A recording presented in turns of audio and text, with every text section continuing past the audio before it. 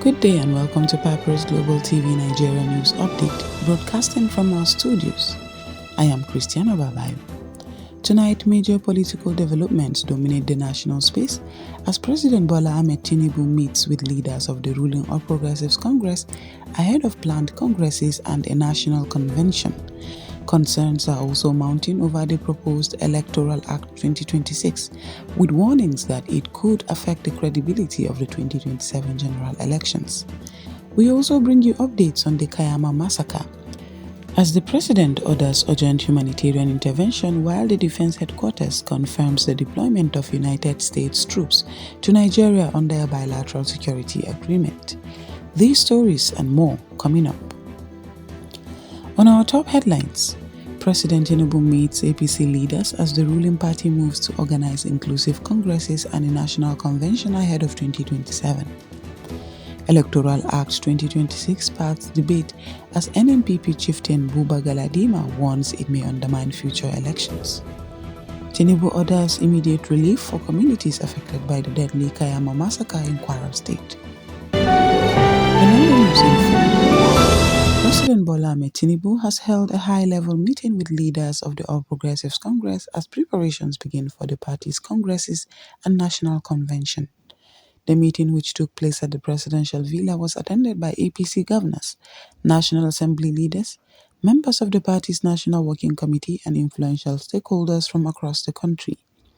At the meeting, President Bola Tinubu reportedly stressed the importance of internal democracy, fairness and inclusiveness, noting that the strength of the APC ahead of 2027 will depend largely on unity and transparent processes.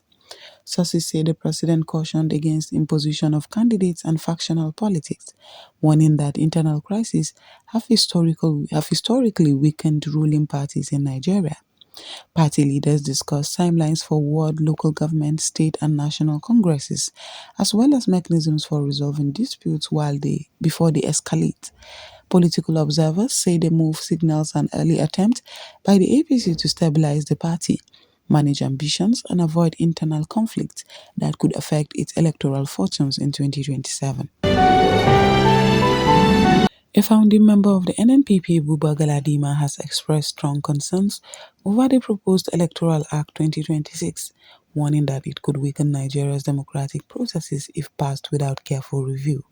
Speaking during a political engagement, Galadima argued that some provisions of the bill may limit transparency and reduce public confidence in elections.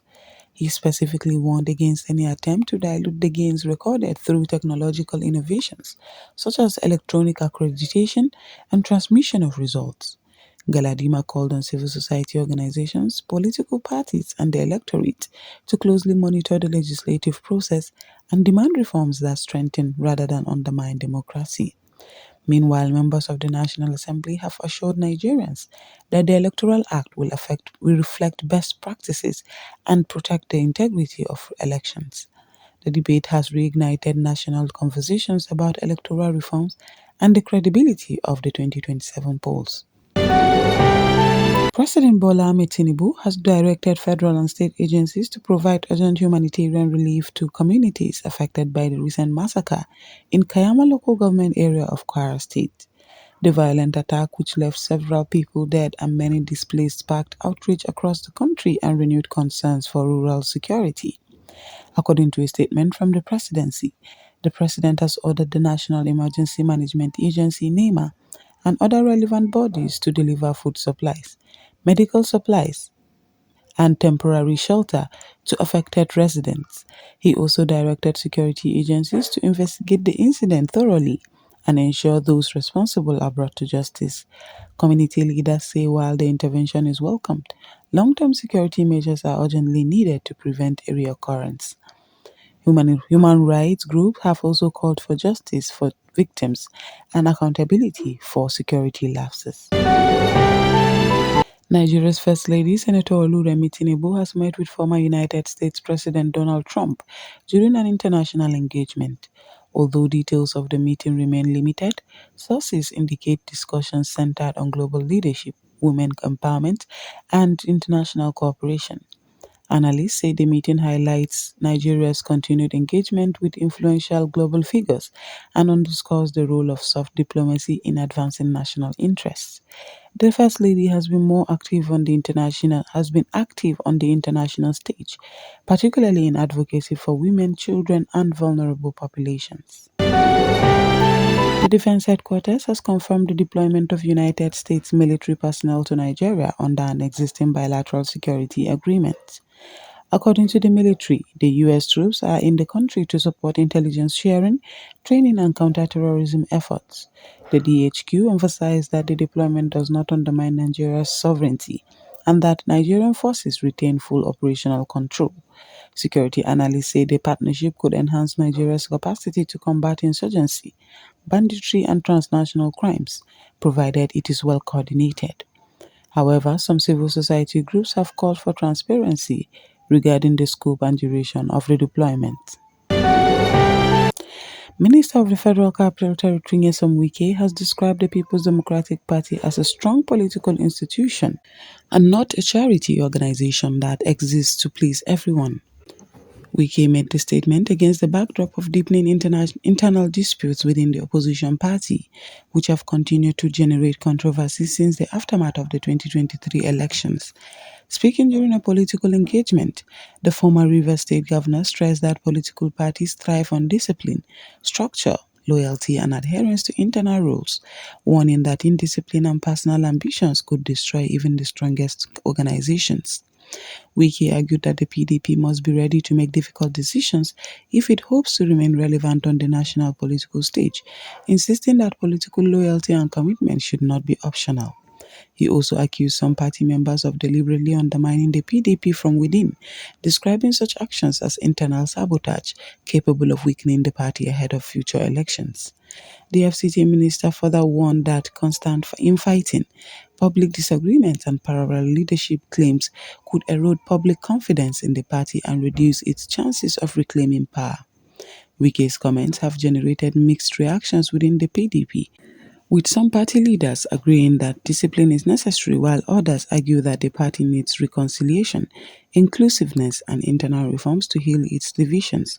Political analysts say Wike's remarks reflect the growing tensions within the PDP and underscore the challenge facing the party as it struggles to reposition itself as a credible opposition ahead of 2027. Several senators have reiterated that the National Assembly retained electronic transmission of election results in the Electoral Act amid growing public debate over the credibility of Nigeria's electoral reforms. Leading the clarification are Senators Enyinnaya Abaribe, Natasha Akpoti-Oduahan, and former Sokoto State Governor Senator Aminu Tambuwal. The lawmakers dismissed claims circulating in some quarters that the Senate had compromised on electoral transmissions of results, insisting that the provision remains firmly embedded in the law. According to them, electronic transmission is a critical component of modern electoral processes, designed to enhance transparency, reduce human interference, and strengthen public trust in election outcomes. They stress that the provision empowers the Independent National Electoral Commission (INEC) to deploy technology that improves the credibility of elections, particularly in the collation and transmission of results. The senators also noted that electronic transmission played a significant role in improving confidence in previous elections and warned against any attempts to roll back technological gains.